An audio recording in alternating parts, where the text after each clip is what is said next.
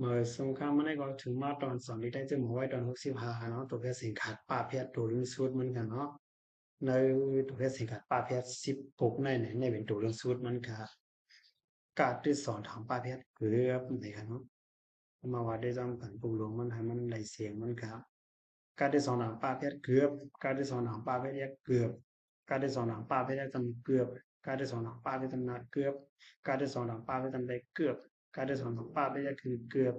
เกือบเกือบเกือบเกือบเกือบเกือบ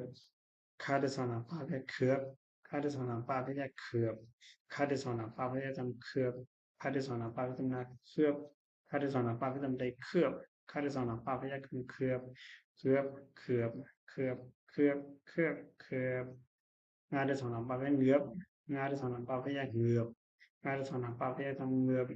งานเดสอนหลังป้าไปจำเงือบงานเดสอนหลังป้าไปจำได้เงือบ งานที่สองของป้าพยักเป็นเงือบเงือบเงือบเงือบเงือบเงือบเงือบพอเอาคำลงมาแถวตาเนาะตาที่สองหนังตาเพชรเกือบตาที่สองหนังป้าพยักเกือบตาที่สองหนังป้าพยักกำเกือบตาที่สองหนังป้าพยักกำนาเกือบตาที่สองหนังป้าพยักกำได้เกือบตาที่สองหนังป้าพยักกำเกือบเกือบเกือบเกือบเกือบเกือบเกือบ Yo kano ma kare wa ma wani to a no ade sona pa pe ướp ade sona pa pe ya ướp ade sona pa pe ya tam ướp ade sona pa pe tam na ướp ade sona pa pe tam dai ướp ade sona pa pe ya kan ướp ướp ướp ướp ướp ướp ướp ครับนี่เป็นคำว่าการเราถึงมือสุนัขสิบเก้าตัวกันเนาะในเป็นในทำของเราเป็นในเหงือบทำลงในเอรอดตัวมันเลยงานที่สองหนักป้าพยายามเหงือบทำป้าพยายามทำเหงือบทำที่จะไหนรอหันวะกำในซ้ำคำว่าหลูด้วยตอนทุกอยู่มันมีสี่แถวกันเนาะง่ายๆเลย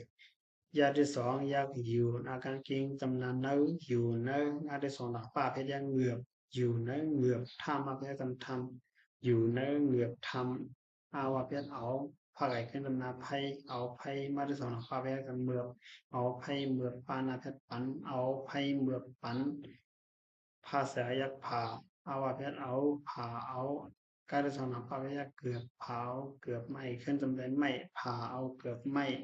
สากางเกงยักเสือไว้ให้จำเป็นไว้เสือไว้นากางเกงตรงนั้นนาเสือไว้นาอาได้สอนภาพยักเอือบเสือไว้นาเอือบเนี่ยเนาะอยู่ในเหมือบทำเอาไพ่เมือบปั้นผ่าเอาเกือบไม่เสือไว้นาเนี่ย ออกหาตอนพึ่งดูในตัวเพชรสิงขาดปลาเพชรในวัดสุดเดียวดีในกันเนาะประวัติการสืบเพชรสอนแทงตอน66ตัวเพชรสิงขาดตาเพชรกันเนาะประวัติการสืบสอนตัวเพชรสิงขาดตาเพชรสำคัญค่ะเหมาะสำหรับเสียงค่ะ